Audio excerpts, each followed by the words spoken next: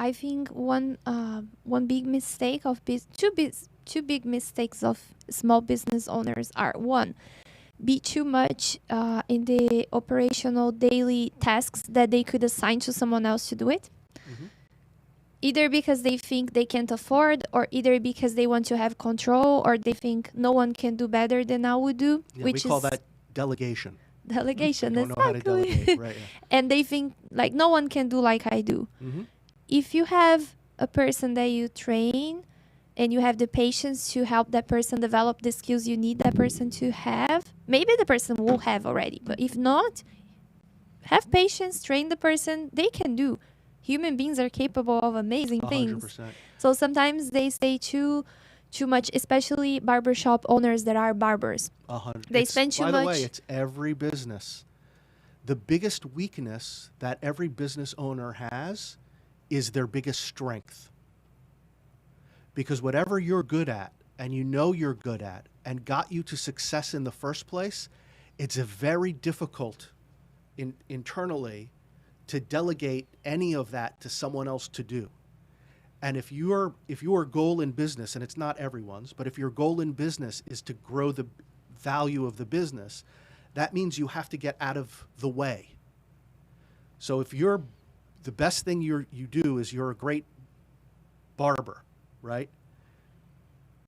If you have to be the barber, you cannot grow your business because you're always Exactly. trading your time for money. That's the point I was about to get at. Like, Yeah. if you're behind the chair just cutting hair, while you could be training barbers to join your team, and therefore you'll be able to serve more people, and then you're gonna have more free time to do the other things that will grow the business. Right.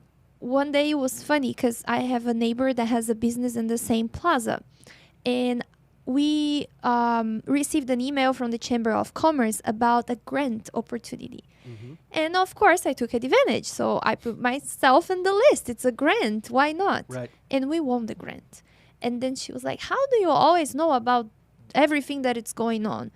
Because instead of just being in the operational tasks all day long, I'm always networking. I go to Chamber of Commerce. I connect to people. So I'm always aware of what's going on around me. And then new doors and new opportunities are open to us because we take this time to not be just there in the operational tasks every Right. single day, because this won't grow our business.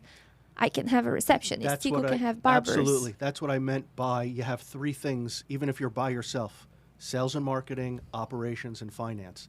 So in your case, and I don't know if I happen to know you guys, so I know you had a conversation about it.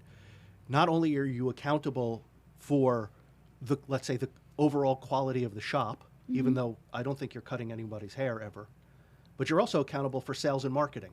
And a big part of that, Just adjust your microphone. Sure. Yeah. Yeah. Closer to your mouth. It's all good. Yeah, it's because I'm perfect. looking at you while I'm talking. Yeah. Getting carried away. You had a conversation and you agreed that you are accountable for sales and marketing, right? And networking that's sales and marketing. Yes. And if you don't do it, you don't know what's going on. You miss opportunities to bring in new people, bring in new partners. And by the way, training people, a lot of people think training is like elementary school. This is the way you do it, and it has to be this way. And if you don't do it right, you're going to sit in the corner, or I'm going to send you home, or anything like that. And of course, what that means is someone who's actually already good at what they do, they're going to resent the training.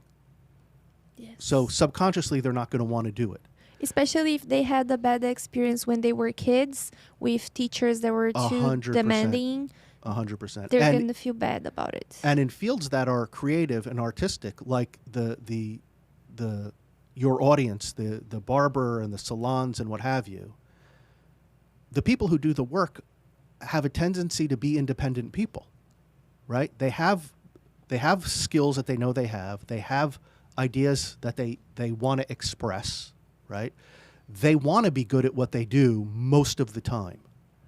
And a lot of the reason why it may seem to owners that people are deliberately trying not to do a good job is because they're rebelling against you because you sounded like their dad, or like that teacher who was mean to them, or generally someone in society who didn't understand them beforehand, right? That's a belief also, right? It's 100%, yeah. It's very difficult for anybody to get their ego out of the way.